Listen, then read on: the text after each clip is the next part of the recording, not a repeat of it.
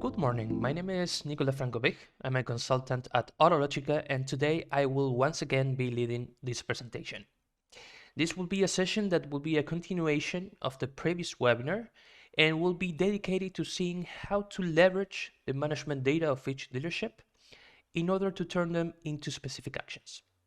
As I mentioned last time, I want to get you to use data and reports from the DMS to make strategic decisions. Remember that you can leave questions in the question and answer section or in the chat. And after the webinar, we will write to you to answer any questions or provide more information.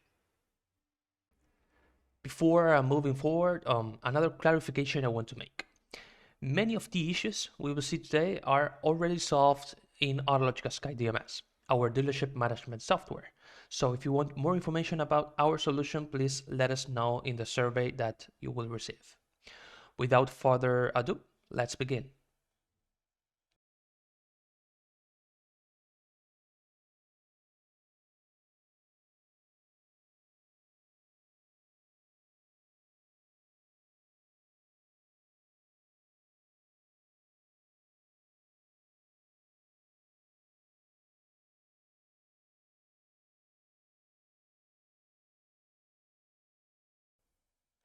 Keep in mind that a general manager may not pay attention to the finer details of an indicator, but he does need data from which to steer the company towards its goals. Owners, executives, and general managers will pay attention to the application of business intelligence, monitoring the main indicators of the company's health and detecting the problems in time to take action. However, they will never be unaware of what is happening, and their skill lies in using the information to adjust the course and reach the best destination. So for these types of roles, we have an analytics application that will allow you to view the indicators in a browser or from a smartphone. And for more operational roles, we have this set of reports that will be key to achieving better results. Much of this information can also be seen in Autologica BI, but in case you don't have it, you can still use the traditional reports, which are equally powerful. For those who couldn't attend the previous webinar, let me briefly go over the reports we saw, which you can watch on YouTube if you are interested after we finish this presentation. The reports we saw were sales trend, key report to understanding the behavior of new parts lines or identifying parts that are declining in their life cycle, lost sales and returns. We saw the difference between returns and lost sales, how to measure both indicators and the importance of doing it regularly. Parts ABC analysis, a very useful report for selling more parts by focusing on those that are most significant in terms of sales. Labor service margin, an indicator that detects the gross margin of labor for each operator in different jobs. The workshop service summary, a report that provides a quick overview of the number of repair orders, hours worked, and amount billed for each one, including the parts and even the effectiveness of each job. And last but not least, the absorption rate.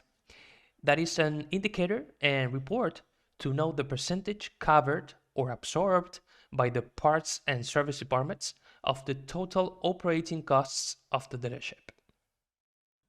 In all dealerships and in any type of business, there is a group of customers that represent large sales volumes.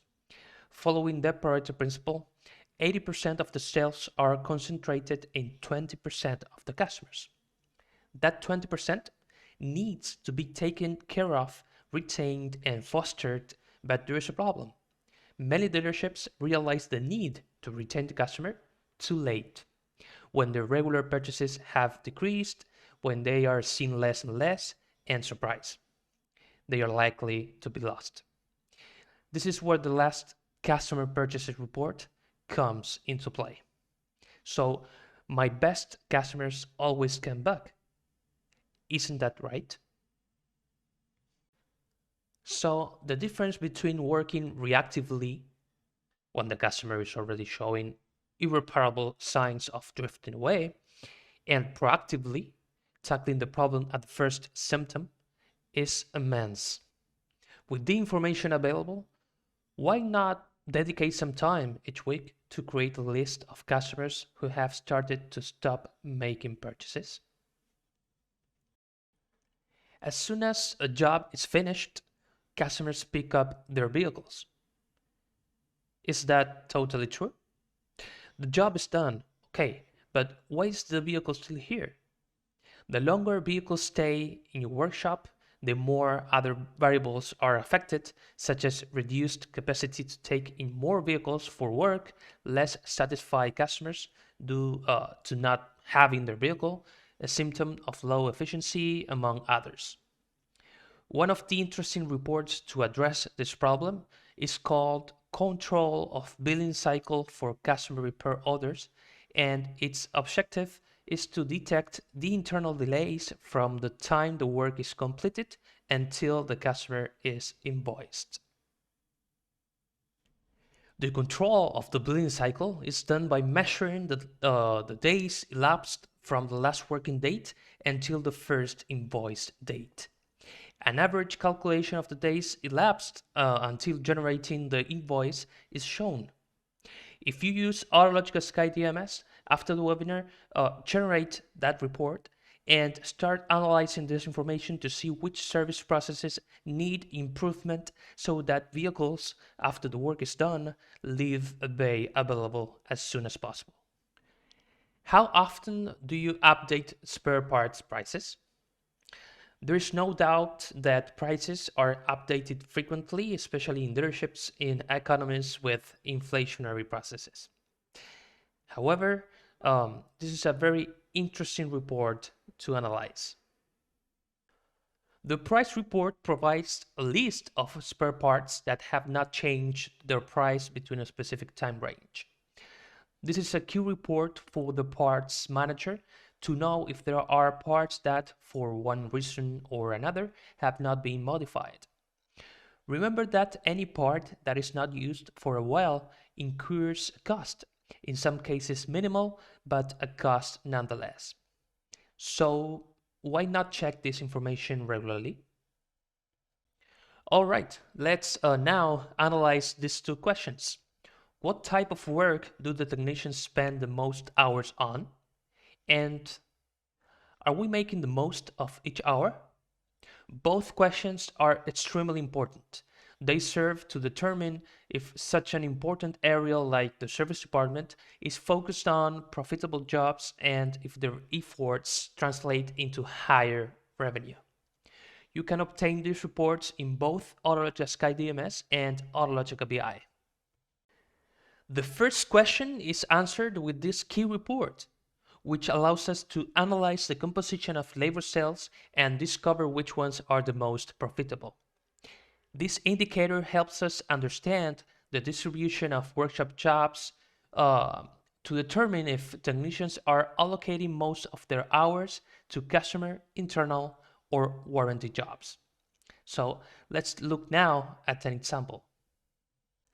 This graph represents an ideal scenario where the majority of sales and billable hours are invoiced to customers. So the question is, why is this ideal? Because the hourly rate paid for warranty work is lower than the hourly rate charged to customers, and internal jobs are expenses absorbed by the dealership. A good strategy to improve this indicator is to train service advisors to offer and generate more work in each repair order they open. The second question, if we are making the most of each hour, is answered with another indicator, effective labor rate. The effective labor rate is an important KPI in the service department, which is simple to calculate but very useful in reflecting the workshop's true profitability. It's a calculation that shows the actual hourly value of the service department's technicians and provides a quick gauge of whether we are maximizing workshop billing. For instance, let's say the labor rate is 100 per hour and the monthly labor sales were, uh, let's say, 70,000, with 4 technicians working full time for a total of 800 hours during the month. If the dealership had a perfect rate, they should have generated 80,000 in labor sales. Since 70,000 was built, the effective labor rate is 8750. Yeah, 70,000 divided 100 hours, and this instead of 100. So, to increase profitability and manage a successful workshop, a service manager should set an effective labor rate goal, continuously analyze this indicator, and create strategies to improve it. My customers don't miss their appointments, but are they punctual? It may seem trivial, but imagine if customers start arriving late to your workshop due to forgetfulness, omission, habit, etc. Gradually, just like in a doctor's waiting room, everything will start falling behind schedule, leading to dissatisfaction for the customer who arrived on time. So, to make a decision or implement a strategy, it is necessary to measure this problem first. Obviously, you can't improve what you don't measure. For example, with the service statistics report, you can find out for each workshop vehicles that arrived with a prior appointment or not, customers who arrived on time, those who arrived late, appointments that were cancelled. All this information is crucial for maintaining an organized workshop, and organization in this department translates into a better experience for customers. Ultimately, it is about providing the best experience to each customer so that they return. All right, let's analyze now the fill rate. The fill rate compares the demand for spare parts with our available stock. For instance, if a customer requests 10 different spare parts and we can only sell them 6, we have a 60% fill rate with that customer and with that sale. This value can mean different things. For instance, only 6 were offered because there was no stock available, the stock out. Only 6 were offered, but the system showed 10. This is very critical because organization problems and means lack of parts traceability. The customer only wanted 6 because the price was high. The spare parts staff will likely offer the customer to order the missing 4 from the supplier to retain them and avoid losing the sale. Generally, this is one of the reasons for the increase in emergency purchases. However, if the customer does not want the part, obviously that sale is lost. This can worsen the situation because for some manufacturers, if the customer requests multiple parts of the same code and we can only fulfill a portion of the demand, it is considered 0% fill rate. The fill rate also affects other indicators, but the real question is how we can improve it. The answer is by making scheduled purchases, which can be achieved through better order management and constant stock control. Therefore, organizing the spare parts that leave the stock for workshop jobs is possible. For those who do not work with Autologica, let me explain that there is a function of vouchers and pre-vouchers that help register internal movements in order to organize and trace 100% of each spare part that leaves the stock for use in jobs. This eliminates the possibility of losing parts, recording short stages, and above all, when working with this function, the stock is automatically updated. So why is this important? Imagine that a job requires a spare part and the technician takes the last one available in the depot. For the parts manager and the system, there is one unit of that spare part. And if at the same time a customer requests it, there will be back and forth changes, confusion, while the customer gets annoyed waiting. Despite that situation, in case someone enters a spare part into a repair order without correctly using the vouchers, this information can be quickly detected in order to review the process, analyze the situation, and organize the department. This report is called Parts Added to the RO Without Parts Voucher, and it is widely used by workshop managers and supervisors who ensure transparent traceability of each spare part. Okay, that's all for today's session. If you're interested in the topic, let us know, and in future sessions, we can continue working on the reports and data generated by Autologica Sky DMS. I would like to remind you that you will receive a short survey in a few seconds, and it is very important for us that you can complete it so we can learn your opinion for each course we organize. Also, if you want to learn more about Autologica Sky DMS, you can indicate it there and we will schedule a demonstration for you. Thank you for your time and attending. I hope you found the course useful. Have a great day and see you in the next session.